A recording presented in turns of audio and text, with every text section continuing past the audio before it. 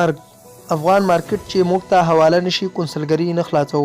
د ولسمشر غني ویان صدیقي په تازه څرګندونو کې ویلي دي چې په پیښور کې د افغانستان کونسلګري به هغه وخت خلاصه کړي کله چې د پاکستان حکومت افغان مارکیټ بیرته افغانستان ته حواله کړي.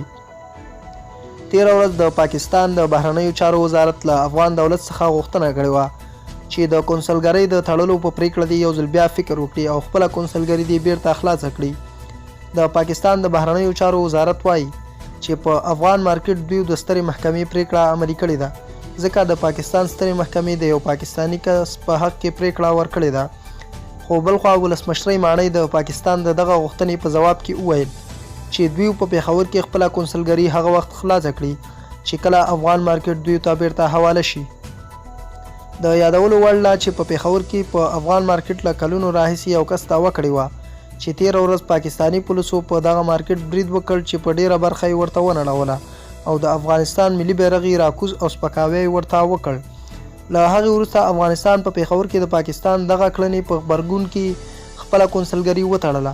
په اسلام آباد کې افغان سفیر عاطف مشال وویل چې پاکستان په سیستماتیک ډول د افغانستان په ملکیتونو غصب پیل کړی دی. د افغان مارکیټ د دکاندارانو مشر بیا رسنیو ته په خپلو خبرو کې ویلي وو چې کوم کس په دغه مارکیټ دعوه کړې ده هغه کس بیخي نشته ځکه د دغه کس په نوم د ځمکې د غصب مافیا غواړي چې د افغانستان ملکیت دغه مارکیټ کې غصب کړي.